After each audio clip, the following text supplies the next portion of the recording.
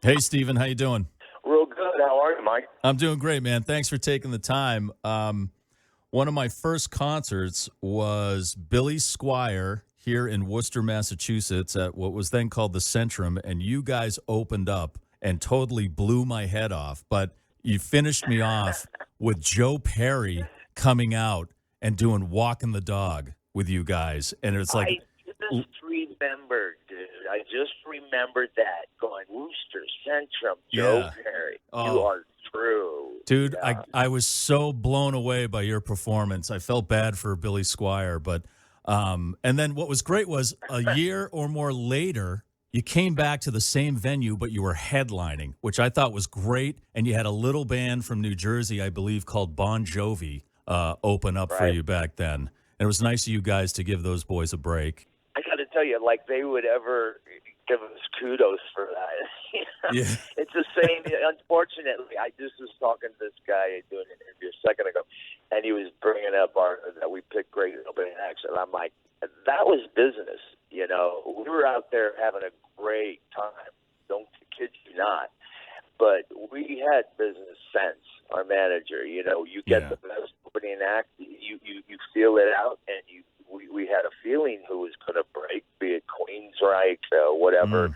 I mean, having cheap trick was a little different, but we were great at picking opening acts, and God bless these guys, their success. But you know what the drag is with a couple of these characters is they never give us kudos for that ever. And I got to tell you a funny story. You know, when Brett Michaels during the club days, you know, we became friends in the club days. I chirp around and see who would be good to open. And that's where Robin and I ran into and saw those guys play, and we went, you know, these guys are interesting. I became friends with Brett. We hung out one night. I have this on video, literally, of him just begging me, let me open a show, let me open a show. And I go, okay. And if you guys break, all I want is a gold record or something. Did they ever give me one? No. Oh, jeez. What? and so Why? I don't know. And I harass him. I give him hell to this day, or message sometimes because I really don't give a whatever. To each his own. Good for their successes. But a lot of some of these characters, they don't want to give credit where credit is due for whatever. I mean, we think Ozzy, Billy, whoever had us open, you wouldn't be where you were if that didn't go down, But Bon Jovi and Poison, yeah, those are a couple of guys who don't really want to mention us for who knows why, but who cares? Yeah. Well, you capture those years in this box set, Oh, Ratt, the Atlantic years, 84 to 91, and then you have a photo album in there of some stuff tour photos that book. haven't been, tour book that with photos that haven't been released before, which I'm very interested to see. Right? Let me ask you this about that. Are you glad everybody didn't have a camera on a cell phone back in those years? Oh, you better believe it. I think a lot of the bands back then, thank God for that. But I'll tell you what, I was a guy who always took pictures back then.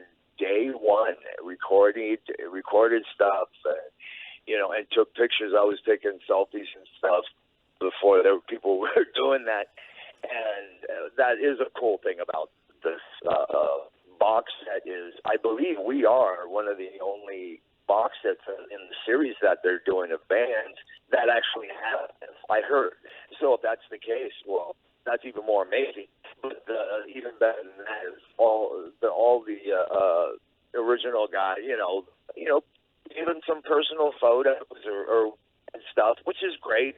I call it the reunion, photo book, because that's going to be about it. And I picked photos that I thought Robin liked for my personal That's cool. archives, and yeah, it's quite a box set, I got to tell you. You call it's so. Are you saying that this tour book is probably the only time the original members will be seen together at this point? Well, yeah, I kick a dead rat only so much. You know what I mean? Or they say a horse, I say a horse. Yeah, I've made the effort to put out the calls, and it's all good.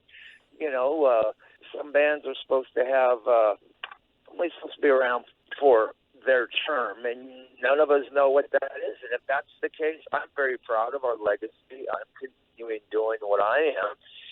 You know, I started the band, created the band, and if that's it, that's it. But I am not done yet. I'm still out there with what I'm calling the Sunset Strip experience, and making sure that our new fans that we continually have understand the real trip about the Sunset Strip experience. Because a lot of the bands, these 80s bands, call it hair bands, I really don't care. A lot of them are taking claim. They're not from the Sunset Strip. They came from Pennsylvania. They came from whoever or wherever. But the real Sunset Strip experience is what we're developing for some really cool stuff, some way cool stuff for next year. And I'm out doing my thing, playing the songs I wrote with the band, and it's all good. Having a great time. It's amazing how many young folks we're getting at the show. Yeah. I mean, whoa. Yeah. You know? Teenagers or people in their early 20s are rediscovering this music and how much fun that time was. And you've described that scene back in the day as chaos or a 24/7 party. You know, do you think the music would have been the same if you got plenty of sleep back in that day? Would the music have been the same? No way, not at all. You know, and no, it would not have. Very simple, because every day you look forward to going to the Sunset Strip to play a gig. You know, everybody hung out there. It was just the nuttiest experience ever. And that's what the 20s, 30-somethings are rediscovering, is that it was fun, colorful, exciting, dangerous. It was a new party every night, you know, on the scene. Yeah, quite an experience, you know. Yeah. Well, listen, I am so happy to talk to you, because I've loved your music ever since I was a teenager. And, You're in Love was like one of the first songs I learned how to play on guitar.